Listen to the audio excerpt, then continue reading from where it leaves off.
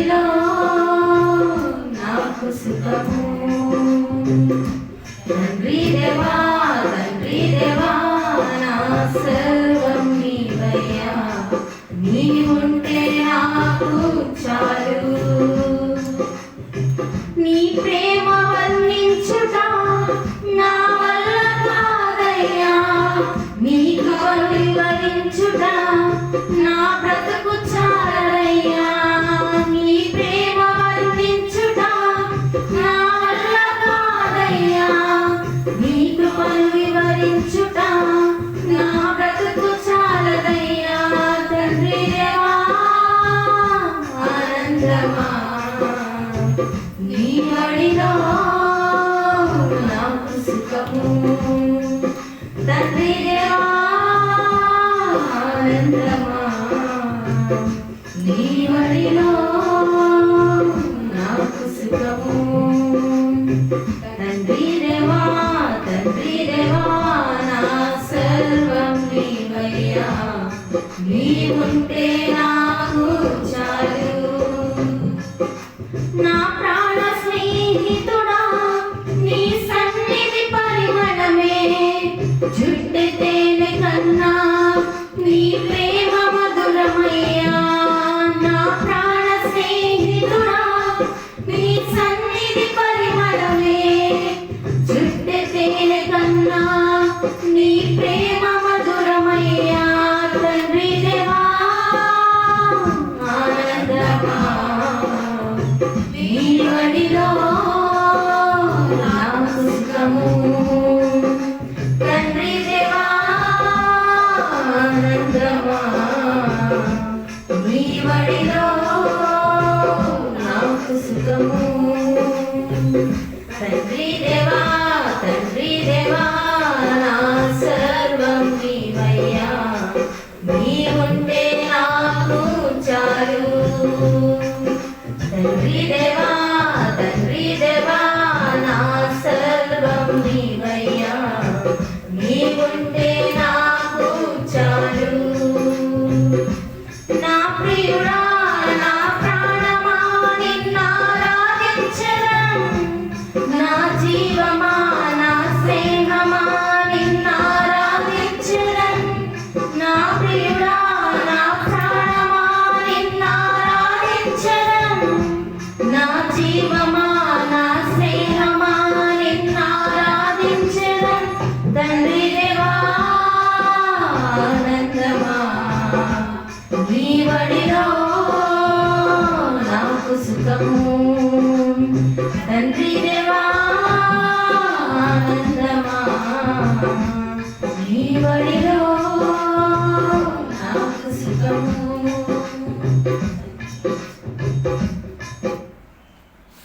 మహిమలు కలుగుగాక ఆదిప్పుడు ఎల్లప్పుడు అయినట్లు యుగములనవును ఆమేన్. తండ్రి కుమార శుద్ధాత్మకును తగు స్తుతి మహిమలు కలుగుగాక. చాలా క్లుప్తమైన వాక్యం. నిర్గమకాండము 17వ అధ్యాయం.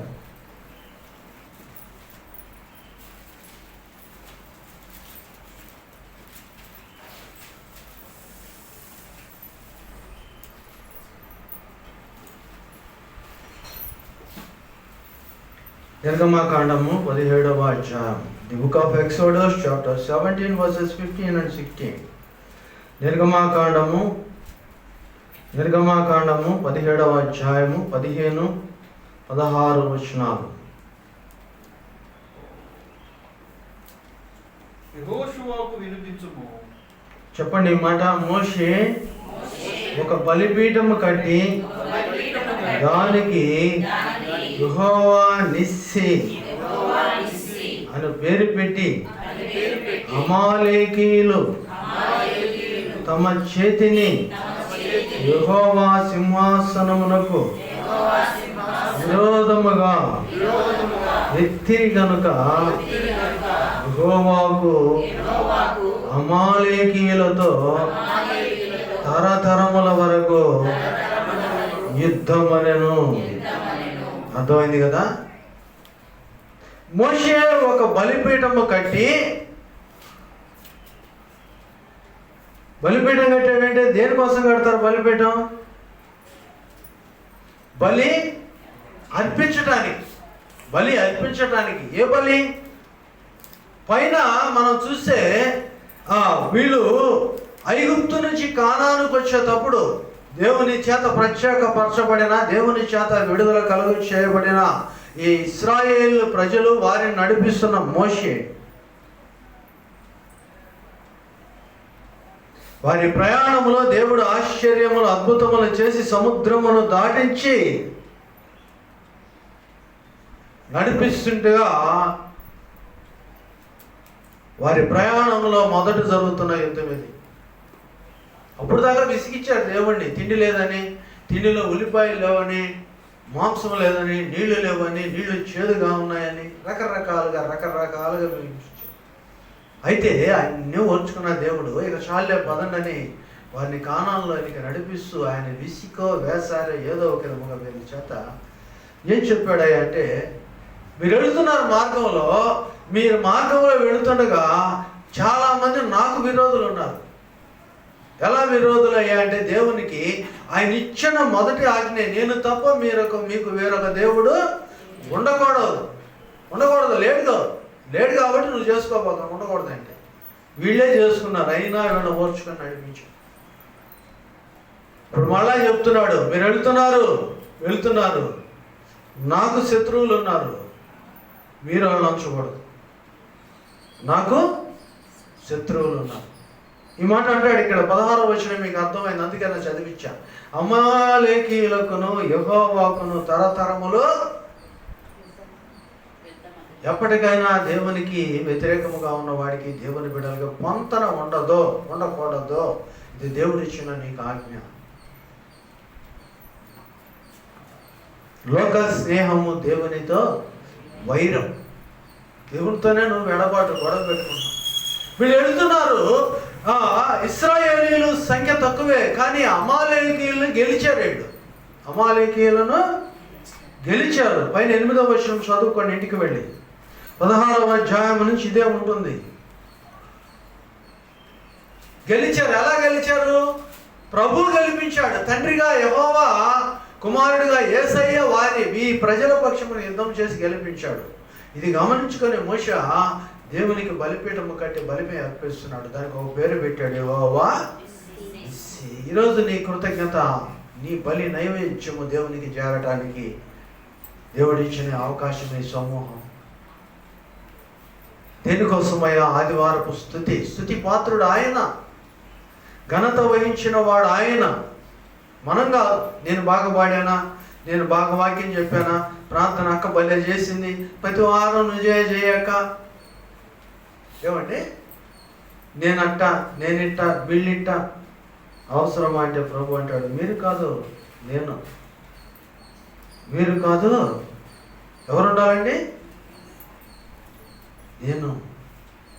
ఉత్తర ప్రత్యుత్తర రీతిగా చదువుకున్న కీర్తనల గ్రంథం 81వ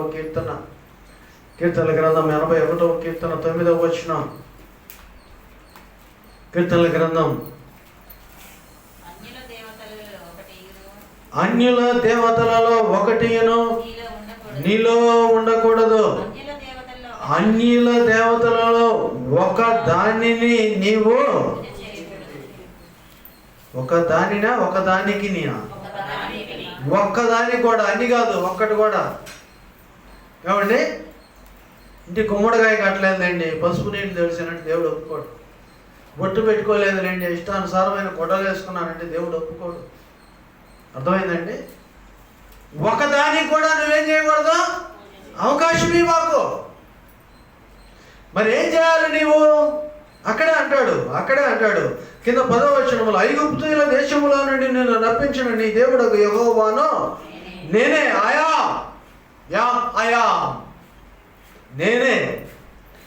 నీ నోరు బాగుగా తెరవము, నేను దానిని ఓపెన్ యువర్ మౌత్. దేనికోసం అండి?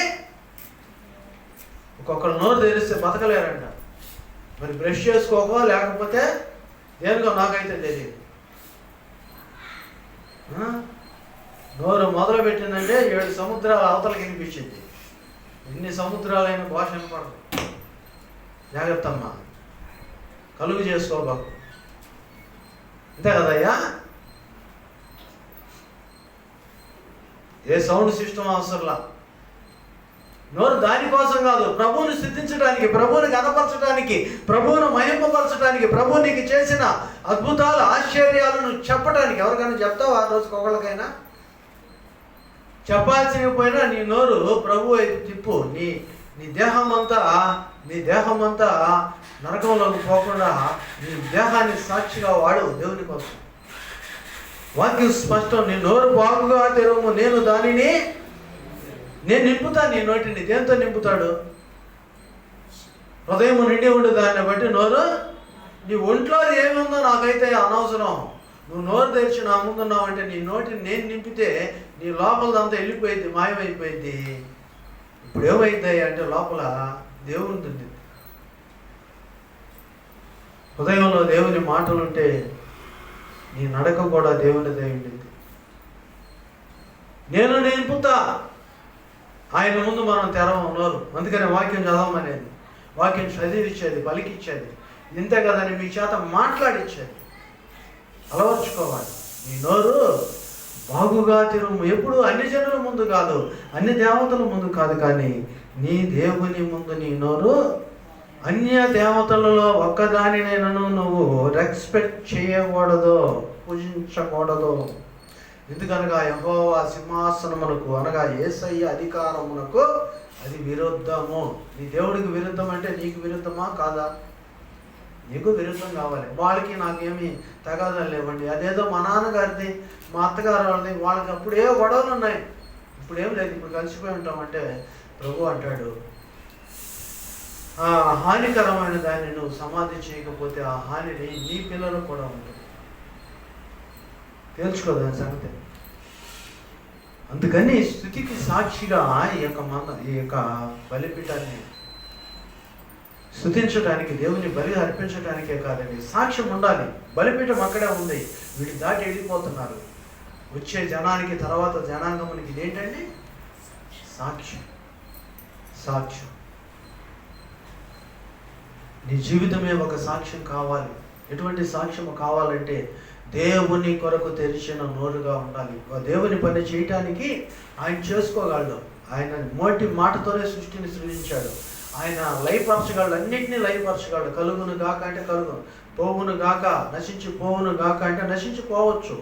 అన్నీ చేయగలడు, కానీ ఆయన అటు చేయడు. ఎందుకంటే తన చేతుల కష్టార్జితము నీవు అనుభవించాలని. అనగా అలాగనే ప్రభువు కూడా ఆయన చేతి కష్టము నీవు, ఆయన చేతి పని నీవు ఆయన శత్రువులను జయించాలని. అందుకనే కదా 127వ కీర్తనలు అంటాడు, గర్భఫలము దేవుడిచ్చే బహుమానము, వాటితో తన అంబుల పొది నింపుకున్నవాడు. ఎవరితో అండి? నీకు ఇచ్చిన దాంతో నువ్వు అంబుల పొది నింపుకోవాలి. అంటే ఎదుటి శత్రువుని జయించే విల్లుగా. చదువిచ్చాడా? ఈ చదువుతో నీ బలహీనత సమాజాయి. డబ్బులు ఇచ్చాడా? నీకున్న బలహీనత నీ డబ్బులతో అంటే దేవుళ్ళో ఖర్చు పెట్టు, దేవుళ్ళో వాడు. ఖర్చు పెట్టు అంటే ఇష్టానుసారంగా టీలు తాగటం, కాఫీలు తాగితే అయిపోతాయిగా, లగ్జరీలు చేసి అయిపోతాయి. ఇట్ట కాదు, ఉపయోగకరమైనది నీకు అవసరమైన దాన్ని వినియోగించు. అవసరమైనది ఏంటంటే మొదట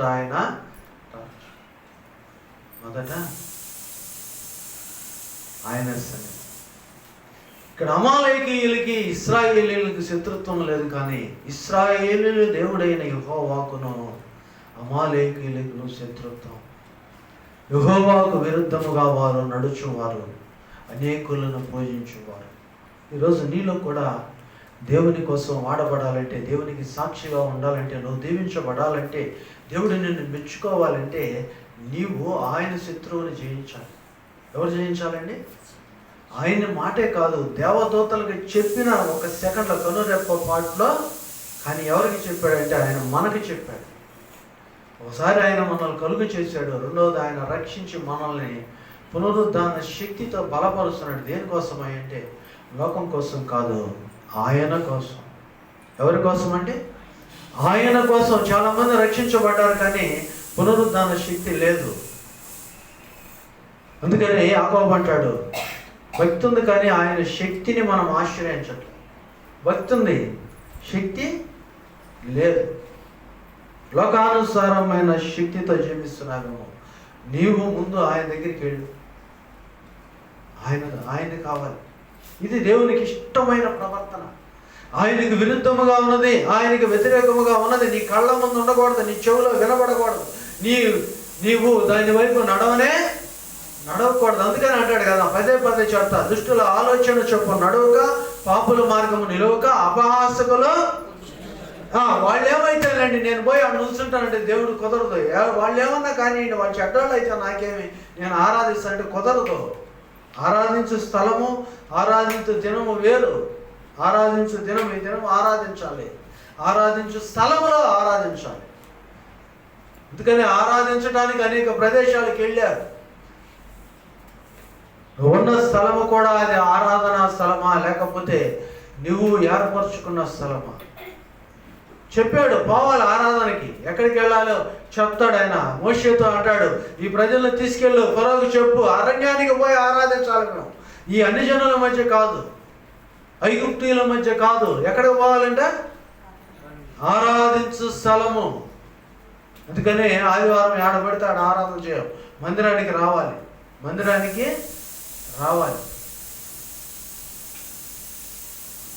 ఆరాధించు స్థలం. కొన్ని మందిరాల్లో కూడా లోక కార్యాలు ఎక్కువైపోయింది. నీ దేహం లాగానే, నీ దేహంలో కూడా ఇందా చెప్పాను కదా, లోకమయ్యి ఎక్కువైపోతాయి.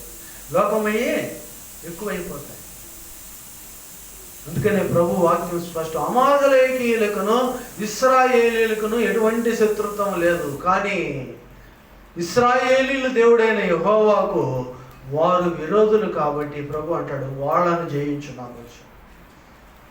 వీళ్ళు అడిగేశారు, ప్రభు వాళ్ళ మీద ధ్వజమెత్తి వాళ్ళని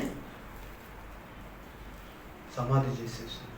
ఈరోజు నువ్వు కూడా దేవునికి వ్యతిరేకంగా నీలో ఏముందో చూడు ముందు, నీ సమాజంలో ఏముందో తర్వాత చూద్దాం. నీలో ఉంది కొన్ని, దీన్ని పాడిచి బాగా తీసి పారే.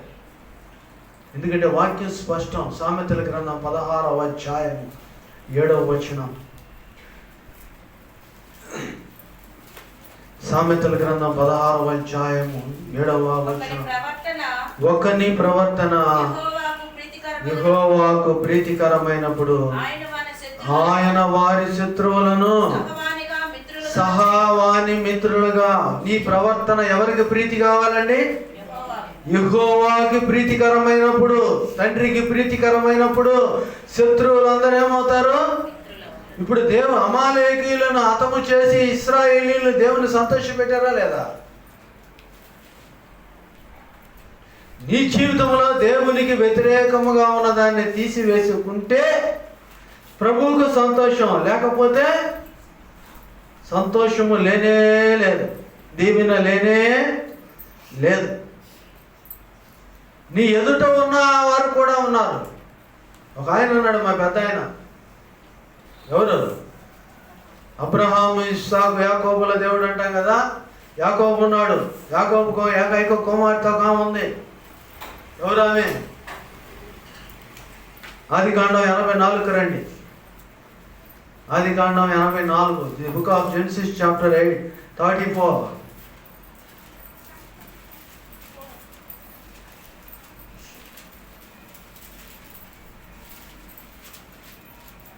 లేయా యాకోబునకు కనిన కుమార్తె అయిన దీనా ఆ దేశపు కుమార్తెలను చూడ వెళ్ళను.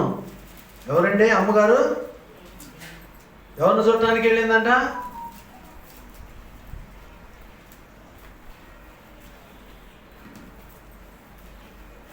ఆ చుట్టుపక్కల ఉన్న వాళ్ళని చూడటానికి వెళ్ళిందంట. ఏమంటారు దీన్ని? నాకు తెలియదు, చెప్పండి ఒకసారి. షికారు. ఏ కారు అండి? షికారు. చెప్పు నాన్న. Very good. షీ అంటే ఆమెనా కాదా? ఆమెనా కాదా? దీనా లోకస్తుల మధ్యకి వెళ్ళిపోయింది.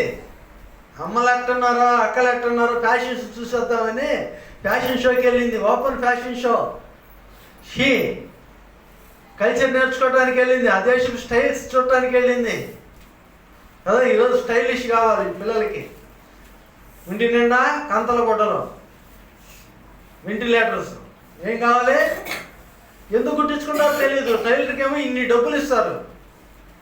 జాకెట్ కొట్టేమో 100 రూపాయలు, 150 రూపాయలు అయితే కుట్టిన దానికి 800 అంటే ఇప్పుడు కదా.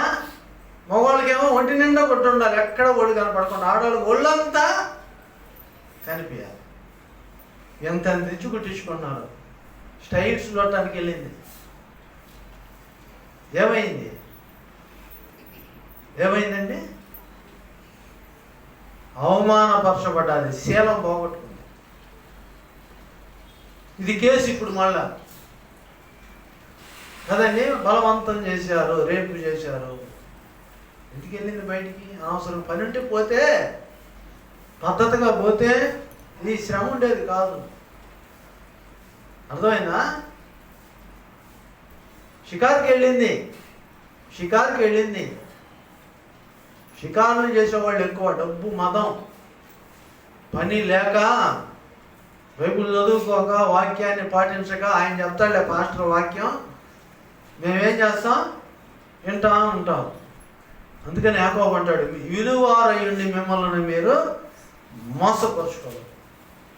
విన్న దాని ప్రకారము పాడైపోయింది. దేనా పాడైపోయింది. కలిసి రావడం మొదలైంది. ఇప్పుడు కాదుండే, పాడైపోయింది. ఈ పాడు చేసిన వాడు శత్రువు కాబట్టి ఈ యాకోబు కుమారులు ఏం చేశారంటే, ఆ దేశంలో శత్రువులందరినీ ఇదిగో బలవంతం చేయటం పాత నిబంధన ప్రకారం పాపమే కాబట్టి అది తప్పుడు పని. ఆ రోజైనా ఈ రోజైనా వాళ్ళు మొత్తాన్ని చంపేశారు. ఎవరెవరు?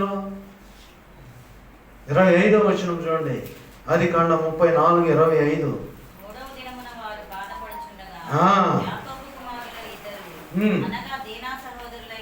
దీనా సహోదరులైన షిమ్యోనును లేవీయును తమ కత్తులు చేత పట్టుకొని ఎవరికి తెలియకుండా ఆ ఊరి మీద పడి ప్రతి పురుషుని మొత్తాన్ని చంపేశారు. ఊరి మీద పడి. ఎవరు కారణం? అప్పజేళ్ళ మీద మగవాళ్ళకి అంత ప్రేమ, అన్నదమ్ములకి. దీన్ని ఆసరాగా తీసుకొని వాళ్ళని ఎట్టన్నా హింసించేవాళ్ళు ఉన్నారు కదా, లేదా? వదులుకోలేరు. మంచిదే, కుటుంబాలు కలిసి ఉండాలి, అన్న చెల్లి కలిసి ఉండాలి. అందుకని ప్రతిదానికి వాళ్ళని పిలుస్తారు. మేనమామ రావాలి, మేనత్త రావాలి. పిలవకపోయినా మనసంతా అక్కడే ఉండిద్ది. వస్తారు, చేస్తారు. దేన్ని బట్టి అంటే అభిమానం. చెల్లికి జరిగిన, తోబుట్టువుకు జరిగిన, అక్కకు జరిగిన అవమానాన్ని తట్టుకోలేక ఊరి జనాన్ని అందరినీ చంపేశారు. ఎవరిని పాపాత్మలు చేసిందండి ఈ అమ్మ? తను పాడైపోయింది. తోబుట్టువుల్ని నరహంతకులను చేసి ఊరు చూద్దామని పోయి షికారుకి వెళ్ళి. కానీ ఇక్కడ నేను మీకు చెప్పే మాట ఏంటంటే, ఆ ఎవరైతే బలవంతం చేశారో ఆ పురుషుని బట్టి ఆ ఊర్లో మగవాళ్ళందరినీ శత్రువు అన్న వాళ్ళు లేకుండా ఈ షిమ్యోను లేవి చేశారు. అందుకని అబ్రహాం, ఇస్సాకు, యాకోబుని కుమారులను బట్టి యాకోబు ఇక్కడ భయపడినట్టు రాసినా కానీ దేవుని దృష్టిలో యథార్థవంతుడుగా నిలబడి. శత్రువు అన్నవాడు దేవుడు కార్యం ఎవరు చేశారు ఇప్పుడు ఇక్కడ అంటే చంపమని అంటలా. నీవు ఆ రోజు పాత నిబంధన ధర్మశాస్త్ర ప్రకారం వాళ్ళు పోతే కంటికి కన్ను, పంటికి పన్ను. ఈ కొత్త నిబంధన యేసు ప్రభువారు శిలువ నుంచి నీ కొరకు మరణమును అనుభవించి పునరుద్ధారుడైన తర్వాత యేసు ప్రభువారి యొక్క ధర్మము శరీర కార్యాలను విడిచిపెట్టాలి. ఏ విడిచిపెట్టాలండి? అప్పుడు అక్కడ ఊరి మీద శత్రువులు ఉన్నారు. ఇప్పుడు నీ శరీరమే శత్రువు అంట. ఎవరు శత్రువు? నీ శరీరమే నీకు శత్రువు. అందుకని అంటాడు, నీ దేహము దేవునికి ఆలయమైన నువ్వు ఎరగవా? నీ దేవునికి శత్రువు ఎక్కడ ఉన్నాడు? బయట రాడు, నీలో ఉన్నాడు. ఇప్పుడు నువ్వే పోషిస్తున్నావు నీ శత్రువుని. అందుకని అంటాడు తెస్సలోని 1:5:21 నీ ప్రాణ, ఆత్మ, దేహములు క్రీస్తు యేసు రాకడలో నిందారహితముగా ఒక్క మాట కూడా ఎవరు ఏలెత్తి చూపడానికి వీలు ఉండకూడదంట.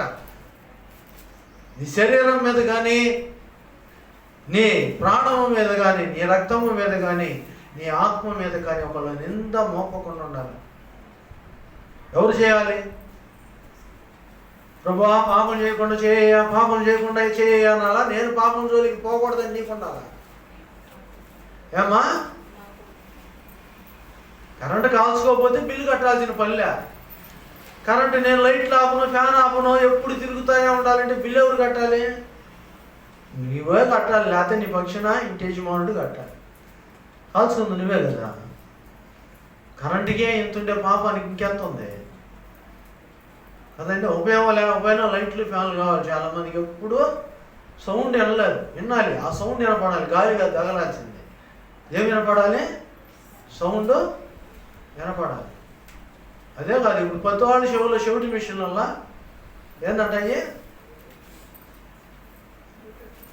బడ్లు ఏంటి ఏమంటారు చెప్పడం పర్లేదు, అందరు చెవులకు ఉన్నాయిలే.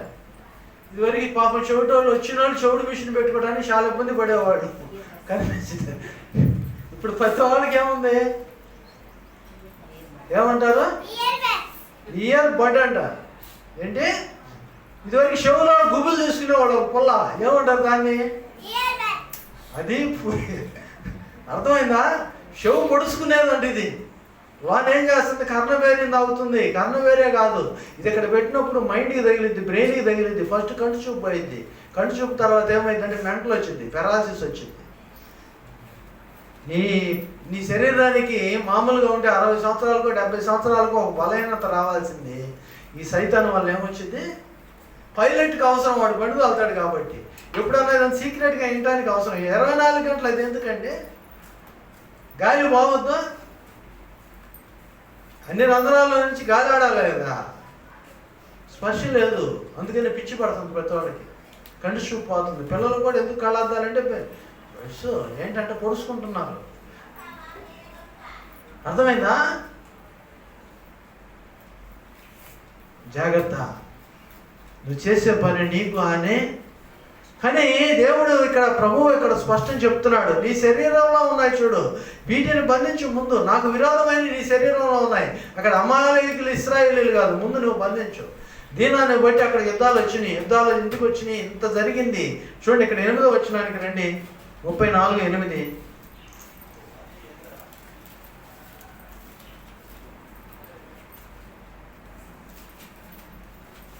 అప్పుడు 12 చదువుదాం, అంతా 9 నుంచి అదంతా టైం. 34:19 ఒక మాట ఉంది.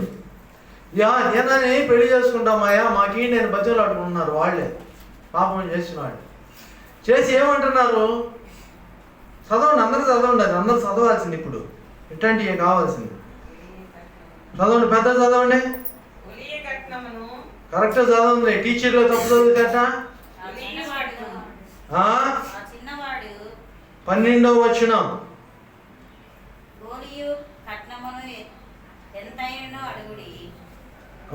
ఏంటంట?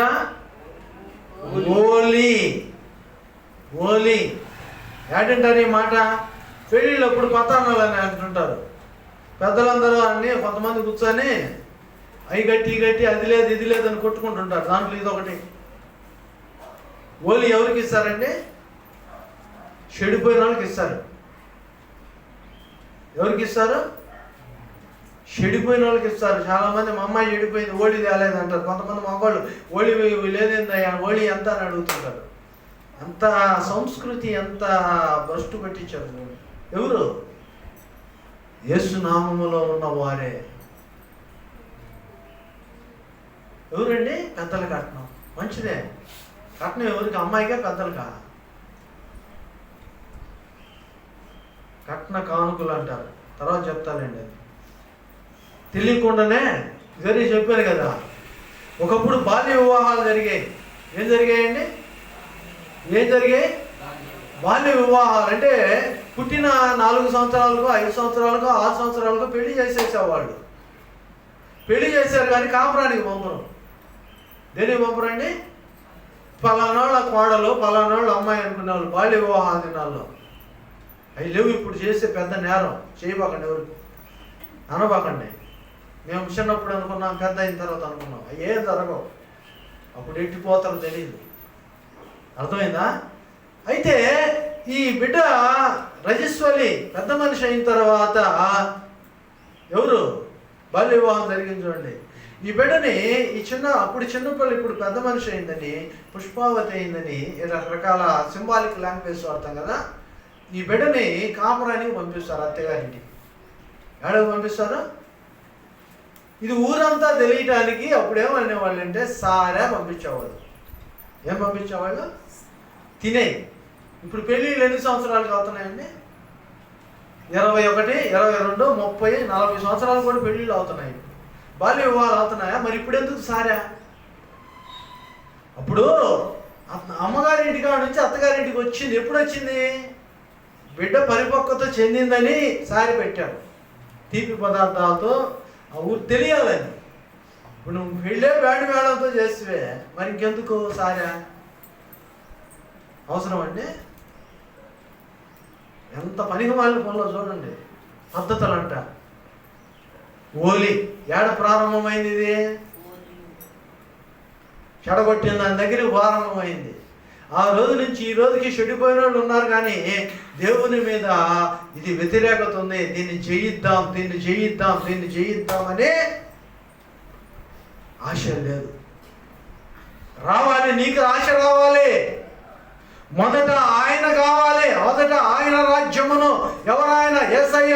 యేసయ్య రాజ్యమును నీతిని వెతకుడి, అప్పుడు అవన్నీ మీకు. నీకు కావాల్సినవి చాలా ఉంటాయి. అవన్నీ కావాలంటే దేవునికి వరకు నువ్వు ఒక సాక్షిగా బలిపీఠం ఒకటి కట్టాలి. ధ్వజము, దేవుడు నా పక్షమున ధ్వజం ఎత్తాడు, శత్రువుని జయించాడు. ఎవరు శత్రువు? ఆయన శత్రువే, కానీ నేను అడుగు వేస్తేనే యుద్ధం జరిగింది. అర్థమైందండి? ఏమున్నాయి మనలో దేవునికి వ్యతిరేకమైన కొన్ని, యెహోవాకు అసహ్యమైన ఉన్నాయి అంటే యేసు ప్రభు వారు చేదరించుకునే కొన్ని ఉన్నాయి మనలో. పౌలు భక్తుడు రాశాడు గలతీ పత్రిక 5వ అధ్యాయం.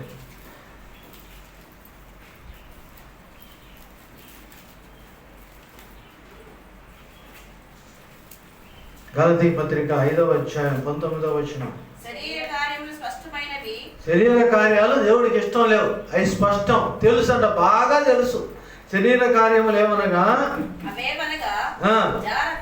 లెక్కేసుకోండి. ఏమున్నాయండి? జారత్వము, అపవిత్రత, కాముకత్వము, విగ్రహారాధన, అభిచారము, ద్వేషములు, కలహములు, మత్సరములు, క్రోధములు, కక్షలు, భేదములు, విమతములు, అసూయలు, మత్తతలు, అల్లరితో కూడిన మొదలైనవి. ఆత్మ సంబంధమైన జీవితము, దేవునికి ఇష్టమైన జీవితం రావాలంటే లోకంలో వీటిని అసహించుకునేవాడు కావాలంటే, ఆత్మ ఫలమే కావాలంటే, ఇదిగో శరీర కార్యాలను లయపరిచే, దేవునికి వ్యతిరేకమైనవి, దేవునికి శత్రువైన ఈ కార్యాలను నువ్వు చేయాలి. ఏం చేయాలి? జాగ్రత్తం అంటే, అపవిత్రత అంటే, ఏవి పవిత్రమైనయో ఏవి పవిత్రం కావాలో నువ్వు నిర్ణయిస్తావు. ఏదో 1, 2 చేయటం కాదు, ఇవన్నీ చేయాలండి. జారత్వము శరీరాన్ని అప్పగించడానికి గురించింది. జారశ్రీ అంటాం కదా. జారపు మాటలు, కొన్ని మాటలు ఇందాక చెప్పాను కదా, నోరు బాగా తెరువు, నేనేం మూతానంటే ఈ నోటితో ఏం మలుగుతారో కలుపుకొలుతాను అంటది. ఏతానా కలుపుకొలుతాను. ఎవరులైనా కలిసిపోతాడు, వ్యభిచారులైనా కలిసిపోతాడు, దొంగలైనా కలిసిపోతారు, దోచుకునే వాళ్ళైనా. అపవిత్రమైన తిమోతితో చెప్తాడు, అపవిత్రమైన ముసలమ్మ ముచ్చటలు, వట్టి మాటలు. ఏం మాట్లాడి చాలా చోట్ల చూస్తుంటా, ప్రార్థనలు కూర్చుంటారు, దేవానికి స్తోత్రం, నాకు ఆత్రం. ఇంకా తర్వాత ఏముండితే లోకవార్త. ఏముండితే ఆ యొక్క మాట అంది, ఈ వదిన ఈ మాట అంది, ఆమె అట్ట చేస్తుంది, ఈమె ఇట్ట చేస్తుంది, వాళ్ళకి తెలీదా, వీళ్ళకి తెలీదా, అన్నీ రికార్డ్ అవుతున్నాయి. ఆడ రికార్డ్ అవుతాయి, ఏడా రికార్డ్ అవుతాయి. ప్రతి ఇంటికి కెమెరా ఉంది విత్ వాయిస్ కదండి. ఎట్టపోతామండి? కాముకత్వం, విగ్రహారాధన. ఏంటండి? విగ్రహం అంటే చెక్కిందనా? చేత్తోనో కర్రతోనో మట్టితోనో చెక్కింది కాదు. నువ్వు దేవుని కంటే ఎక్కువగా భావిస్తున్నావు చూడు. చాలామంది దైవజనుడిని విగ్రహం చేసుకుంటారు. ఏం చేసుకుంటారంటే, దైవజనుడే పూజించాలా, గౌరవించాలా? గౌరవించాలా, పూజించాలా? గౌరవించాలి. మాట వినాలి. కానీ నువ్వు షోకేసులో బొమ్మలు ఎటుండయా, నీకు దోపం వేస్తాను, నీకు దండ వేస్తాను అనబాకండి. ఇది విగ్రహం. అదే అర్థమైందా? అది విగ్రహారాధన అండి, ఇది విగ్రహారాధన అండి. విమర్శించడమే విగ్రహారాధన. వాళ్ళు తప్పుడు వాళ్ళండి, వాళ్ళ పద్ధతులు బాగాలేవండి, వీళ్ళ పద్ధతి ఇది బైబిల్లో లేదండి. అసలు బైబిల్ ఇచ్చింది నీకెవరు? వాళ్ళు వెళ్ళి ఇచ్చిన వాళ్ళకి ఏం చేయాలా అంటే, దేవుడిని వెంబడించకుండా నీ ఇష్టం వచ్చినట్టు నువ్వు ఇలా శరీర కార్యములు ఏమన్నా కానీ రాస్తున్నాడు. అన్నీ చదువుకొని ఏదైతే ఉందో అది తీయండి. ఏదైతే ఉందో అది ఒక పేను ఉన్నా కానీ చుట్టూ అంతా కొరికింది. ఒక్కొక్క పేను కదా, ఇరుబాని పెట్టి అన్నీ ఒకసారి లాగుతారు. రాకపోతే ఏం చేస్తారు? ఏదో ఒకటి ఉండిద్ది పక్కన. మళ్ళీ ఏం చేస్తారు? మళ్ళా అంటే ఒక్కొక్క ఎంటుకు తీసి చూడగలరంటే చూడలేరు. ఎందుకు? ప్రభే చెప్పాడు, మీ తెలో వెంట్రుకలు లెక్కించగలిగితే లెక్కించండి. ఆయన ఒకటి ఓడాలన్నా నాకు కావాలి. ఈ తల వెంట్రుకలు అన్నీ చేయలేమని మొత్తం పెట్టి లాగుతుంటారు. ఇప్పుడు ఎవరు లాగట్లేదు అనుకుంటారండి. లాగుతున్నారా? ఇరుబాలే ఎవరికి తెలియదు పిల్లలకి. అందుకని జుట్టు ఎవరికి పెరగట్లా. ఒకళ్ళు పెరిగినా వంకలు పెరుగుతుంది. ఆడున్న ఇరుపళ్ళు ఉన్నాయి, వాడేవాళ్ళు లేరు. బ్యూటీ పార్లర్లకు పోతే పేస్ట్ రాసి ఏం పెడతారు? మంట పెడతారు, స్టీమ్ పెడతారు. మా అమ్మమ్మకి 80 సంవత్సరాలు 90 సంవత్సరాలు అయినా నల్ల వాళ్ళ ఇంటిలో ఒక్క ఇంటికి కూడా ఊడేది కాదంటారు. ఇప్పుడు ఎందుకు కొడుతుంది?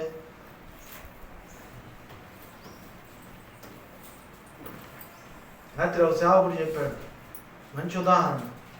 దెయ్యం వదలగొట్టడానికి ఒక పాషం గారు వెళ్తానంటే ఆ దెయ్యం అందంట, ముందు నిన్ను నువ్వు సరి చేసుకోవాలంట.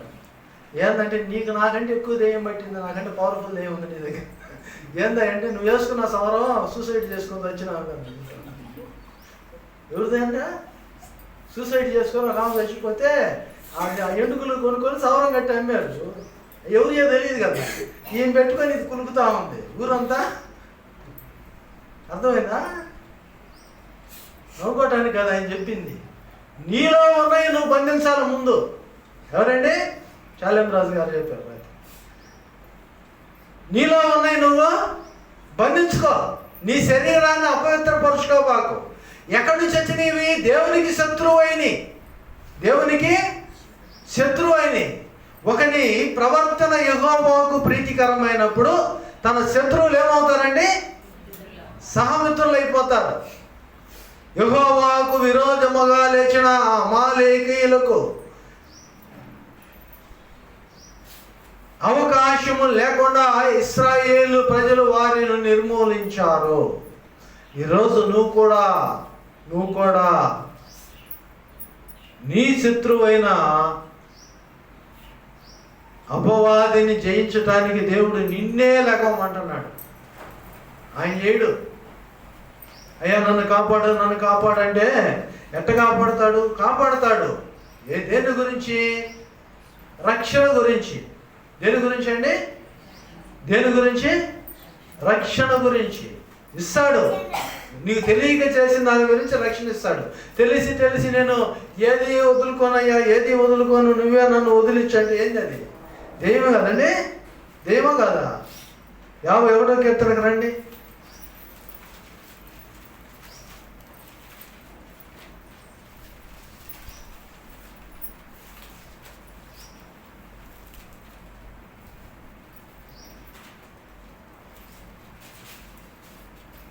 దావీదు అంటున్నాడు 3వ వచనం, నా అతిక్రమములు నాకు తెలిసినే లేవా? తెలిసి వదులుకో. అన్నగారు కూడా అదే, నా పాపం ఎల్లప్పుడూ నా ఎదుటే ఒప్పుకున్నగానే ఉందా అక్కడే. ఎందుకు శిక్ష అనుభవించావు నువ్వు? దేవుడు క్షమిస్తాడు. తెలియకపోతే తెలిసేసావుగా, వదులుకోలేకపోయావుగా. నా అతిక్రమములు నా పాపములు ఎల్లప్పుడూ నీకే విరోధముగా నేను పాపము చేసి ఉన్నాను. నీ దృష్టి ఎదుట నేను చెడుతనము శత్రువు అయిన వాడు నీకు శత్రువు కావాలి. ఎదుట వాడిని పెట్టుకొని నేను ఇదే చేస్తానంటే ప్రభు అంటాడు ఒప్పుకో. ముందు వాడిని బంధించండి, అపవాదిని బంధించి నువ్వు స్వేచ్ఛగా నడిచేళ్ళగలవు. వాడితో కలిసి నడుస్తానంటే కాళ్ళకి అడ్డం పడుతుంటావు, ముందుకు పడతావు, ముందు పళ్ళు రాలుతాయి, తర్వాత మొహం పగిలింది, తర్వాత నువ్వే నడవలేక నా ఎదుట పాపం ఉంచుకున్నాను. ఇందాక చెప్పాను కదా, మా మామ చెప్పాడు, మా అమ్మ చెప్పింది, మా పెద్దలు చెప్పారు, వాళ్ళు చెప్పారు. ఎవరికి దూరం?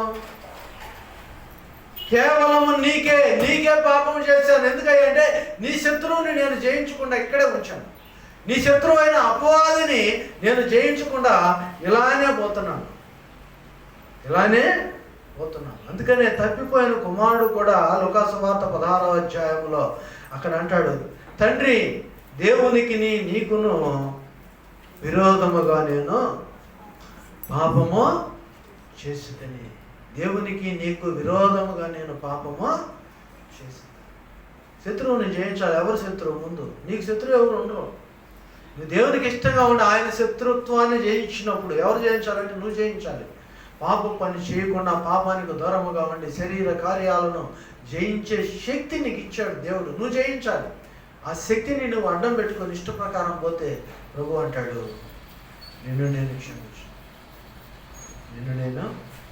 నీ స్థితి నాకు అవసరం, నువ్వు నన్ను గణపరచాల్సిన పరిస్థితి నాకు అవసరం. ఆలోచించండి ఎలా ఉన్నాము. తలలో వచ్చాను. జీవితము నాకు అందించాలని దీవించాలని ప్రభు అంటున్నాడు. ఇదిగో ఇశ్రాయేలీయుల పక్షమున మోషే బలిపీఠాన్ని కడుతున్నాడు. అంటే వారికి ఆశీర్వాదము తెచ్చే బలిని అర్పిస్తున్నాడు. దానికి యెహోవా నిస్సి అని పేరు పెడుతున్నాడు. దేవుడే మా పక్షమును ధ్వజమెత్తాడు. ఆయనకే ఘనత స్తుతి కావాలి. స్తుతి యాగం అర్పించేవాడు నన్ను మహిమపరుస్తున్నాడు. నేను వారికి రక్షణ మార్గము కనపరచులాగున్నా. వారికి రక్షణ మార్గము కనపరచులాగున్నా. దీవెనకరమైన ఆశీర్వాదము నీకు అందులాగున ప్రభు నీకు తోడై ఉండులాగున ప్రార్థన చేద్దాం. ప్రభు చేతికి అప్పగించుకున్నా. ప్రేమగల తండ్రి, కృపగల దేవా, మీరు ఇచ్చిన శ్రేష్టమైన ఈమెను బట్టి వందన. మీ కృపాక్షేమములు మాపై కుమ్మరించిన ఆయన, మీ దీవెనాధారమైన నడిపింపునిచ్చారు. మీ ఆశీర్వాదములు పొందుకొనుచున్న మేము లోకముతో సమాధానం పడుతున్నామేమో కానీ మీతో సమాధాన పడలేకపోతున్నాం. క్షమించమనండి ఆయన. కూడా ఉన్న బిడ్డలను మమ్మల్ని జ్ఞాపకం చేసుకున్నాం. మీతో సమాధాన పడలాగా మీ రక్షణను నిర్లక్ష్యము చేయక నాయన మీ యొక్క కార్యమును నెరవేర్చి మీ శత్రువులను తుదముట్టించి నాయన మేము మీలో పరిశుద్ధులముగా జీవించు భాగ్యమును దాయిచ్చాను. శరీర కార్యములు స్పష్టమైనవి. ఈ శరీర కార్యములు కూరుకుపోక నాయన ఆత్మ ఫలమును ఫలించు భాగ్యమును అనుగ్రహించినందుకు వందనము. ఎవడైనా ఆత్మ లేని వాడైతే వాడు నావాడు కాడని మీరు స్పష్టంగా సెలవిస్తున్నారు. నాయన మీ యొక్క ఆత్మ పరిశుద్ధాత్మ కలిగిన ఆయన మిమ్మల్ని కనపరచు బిడ్డలుగా ప్రతి బిడ్డను మార్చమని వేడుకొనుచున్నా. ప్రతి కుటుంబమును మీరు కనికరించము. వారి కుటుంబంలో ఉన్న ప్రతి ఒక్క ఇరుకును ఇబ్బందులను తొలగించము. అనారోగ్యముతో ఉన్న వారిని ముట్టి స్వస్థపరచము. ఆర్థిక ఇబ్బందుల్లో ఉన్న వారికి విడుదల దయచేయము. రానైన దినములని మేలుకరముగా, రానైన మాసమంతయు దీవెనకరముగా ఈ మాసములో నిలిచి ఉన్న ప్రతి ఆశీర్వాదము దీవెన బిడ్డలకు అందించమని వేడుకొనుచున్నా. పరీక్షలు రాయిచున్న బిడ్డల జ్ఞానమును చేవరాతను, ఇంటర్మీడియట్ పరీక్షలు రాయబోచున్న వారికి నాయన జ్ఞానముతో కూడిన సిద్ధపాటును నాయన చేవరాతను మీరు అనుగ్రహించు. ఆయా కాంపిటేటివ్ ఎగ్జామ్స్ రాయబోచున్న వారికి, దినములు రాయించిన వారికి నాయన ఆయా స్థితిగతుల్లో ఎగ్జామ్స్ కొరకు సిద్ధపడుచున్న వారికి మీ మేలు దయచేయం. దూర దేశములను దూర ప్రాంతములో ఉన్న మా కుటుంబస్తులను ప్రియులను మీరు దర్శించము. వారి ప్రయత్నములు సఫలీకృతము చేయము. వారికి మీ మేలు దయచాం. అలానే ప్రయాణములు చేయబోచిన బిడ్డలకు మీ తోడు భద్రత దయచాం. వారి ఉద్యోగముల్లోను, వ్యాపారముల్లోను, నాయన వ్యవసాయములను, కుటుంబముల్లోను, చేతి పనులను, రవాణాలను, వాహనములు నడిపి పోషణ గడిస్తున్న బిడ్డలకును ఆయా స్థితిగతుల్లో ఉన్న వారికి పెట్టుబడులు లాభదాయకమైన స్థితిని, శక్తిని, ఓర్పును మీరు అనుగ్రహించమని వేడుకొనుచున్నాం. అవుట్సోర్స్లోను, ప్రైవేట్ వ్యవస్థలోను, కార్మిక వ్యవస్థలో పనిచేస్తున్న బిడ్డలను మీరు దర్శించము. దేవుని దయచి ఇదే మన మందిరంలో కూడా నా బిడ్డలను రాలేకపోయిన వారిని నాయన ఆయా ప్రాంతంలో మిమ్మల్ని గణపరచుడికి ఏకీభవిస్తున్న కుటుంబములను, బిడ్డలను, సేవకులను మీరు దర్శించి దీవించమని మేము ఎండైన దీవెన దయచమని యేసు క్రీస్తు నామమున అడిగి వేడుచున్నాము తండ్రి. పరమదాసిన తండ్రి యొక్క కృప, మన రక్షకుడైన యేసునాథుని నిత్యమైన ఆశీర్వాదములు, సదా సమృద్ధికరమైన మేలులతోను, ఆనందకరమైన పరిశుద్ధాత్మ నడిపింపుతాను, మీకెల్లరికూ సర్వ సమృద్ధితోను ప్రభు యొక్క నడిపింపుతో తోడై నడిపించును గాక. ఆమేన్. హల్లెలూయా.